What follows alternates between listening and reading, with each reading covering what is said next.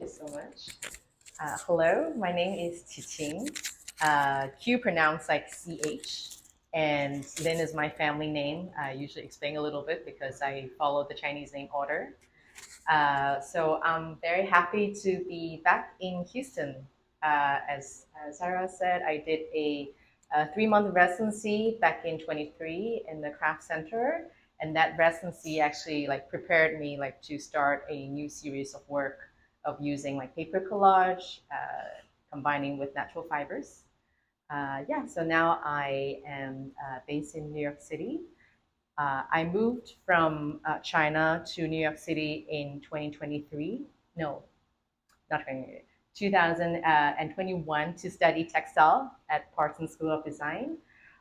And these two pieces of work are from my graduation thesis projects called Don't Believe a Word. So this piece, I use hand-spun paper yarn that I spun using book pages and spun them into threads on a spinning wheel. And then the story behind it was about my years working as a journalist in China. So before coming to art, I worked for 6 years as a journalist in Shanghai. And at the time, it was getting very difficult to do reporting because of the government censorship. Especially my last job was with the New York Times Shanghai office. So the relationship between these two countries also going downhill. So it was like very difficult to convince people to talk to me about their stories. So in the end, decided, okay, it's time to do something else. That's why I moved to the United States and also moved to making art. When I started working as a journalist, that I realized all the young rookie journalists, who would be the person on the right here, are women or gay men. And then all the, well, not all, but many, most of the editorial and manager levels position would be men over there. And then I think when I first like started out as a young journalist, I believed a lot in what people in those positions say. People who are in the higher position, who has the power of words. But then after some years, I realized that shouldn't be the case. So this piece is like a reflection um, of those years to show the power imbalance. And also, as the series said, don't believe the words. I feel like after leaving journalism, I started also to question a bit, like how much should I believe in institutions to people who are in the cultural elite positions. Yeah, so this is what the piece is about. And I would like to talk a little bit about this piece as well. So this is the style that I worked on in the past 2 years. So from spinning paper yarn to this one, I started to use paper as a collage material. I dyed the paper with persimmon juice, which is a traditional dye in East Asia. And then I would dye the paper, uh, let it dry, crumble it, doing repetitively for like a week. And then in the end, the paper would, this texture changed a lot. So it almost become like tree bark. It's much stronger. And it has like different shades of this brown. So the darkest one would be like after a week. I do it every day, like 6 times. Then it becomes like the darkest brown. So the paper carries these like fine wrinkles, like human skin, and also it records the passage of time. I feel like it's also a lot about weaving. That after I did the paper collage, I cut it into thin strips and I wove it on a handloom. It's a very time-consuming process. Do it like thread by thread, roll by roll. But I enjoyed it, this like process. I think like this labor-intensive, time-consuming process is also a very important part of my practice. Um, and an image behind it is inspired by a Chinese painter. Her name is Pan Yuliang, and she was the first female painter to paint in the Western oil painting style. She was born in the 1930s. She has a very fascinating like life story. How she was an orphan, and then she married to a health official, and then she got like sent to France to study painting. When she came back to China to teach painting um, because of her past, like she was also like when she was a teenager, she was sold to a brothel house. So that all this like reputation stopped her from really achieving like a career like as an artist in China. So after some years, she went back to France, but she never like got a successful career anymore. I mean, she like teaches art, like painting in France, but um, as a foreigner artist at the time, she never got into the mainstream art world. So I feel like her whole life story as a woman with a complicated like past, and then how people see her, and then her a lot of new drawings of women in very intimate rooms with their like body in different shapes. I feel like her work is very inspiring, so I attribute like this piece to her. Um, yeah, and the last piece I want to talk about is the one in the middle.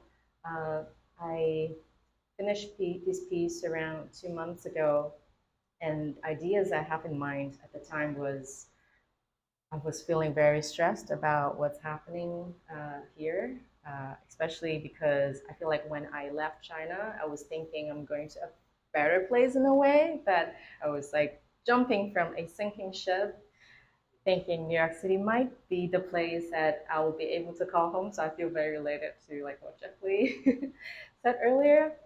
And then, but seeing what happened right now, especially to like a lots of art organizations, to LGBTQ community, to people with disabilities, those are also the communities I work a lot with. So I really feel um, a lot uncertainty about what's going on here.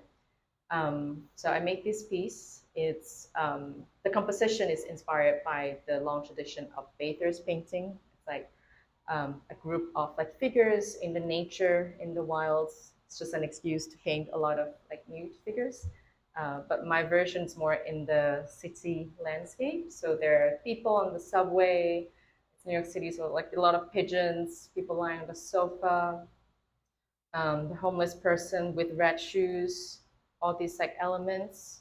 And we are all under this dark sun now. Some looking up, some not looking down, not sure what's going to happen. But this is like a piece that it's about my presence, and maybe that's happening to many people here as well. Thank you so much.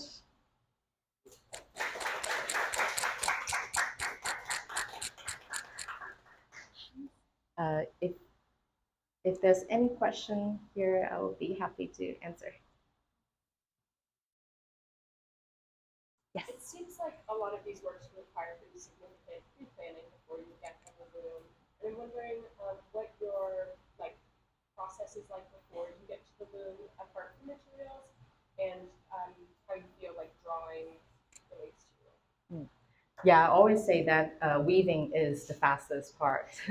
Because when you imagine like a weaver working on the loom, you usually like picture, you know, like the person throwing the shuttle.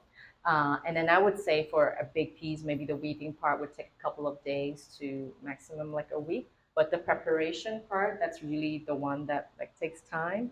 For example, my process, I usually start with an idea, and then I think it partly comes from maybe being a journalist background. So I would um, spend some time thinking about the title, thinking about the theme, and then I would start sketching, having the composition ready, and then I would start to dye the yarn, thinking about the colors. And for some pieces, like these two here, because it used hand-spun paper yarn, so I would start like shredding the pages and then spinning them into yarn on a spinning wheel. So with all these steps ready, then it's the dressing the loom, like putting the threads onto the loom. I have a big hand loom in my home studio. So that's my like partner creating the work. And then in the end, it would be weaving everything, all these materials together. Yeah, so I would say like weaving is like the most satisfying part because I already have everything ready. It's just like the execution, but it's the preparation, the thinking, the preparing dyeing the yarn, that's more like consuming, I would say. Yeah. You shared that in this piece, you shared that in this piece you used book pages. Yeah.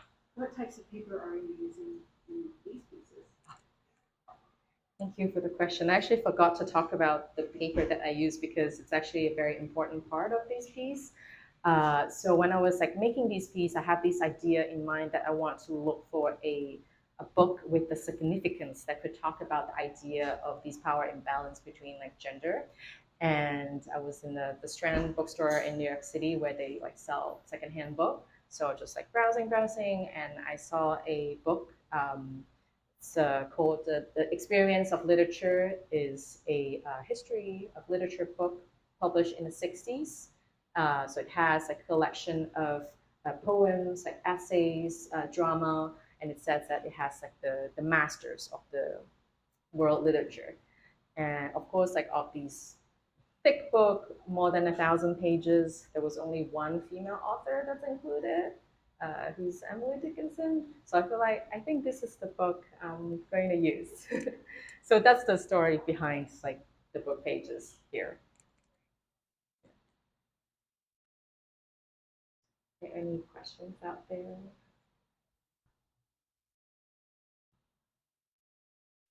Thank you. Thank you. Thank you so much for coming. Thank you.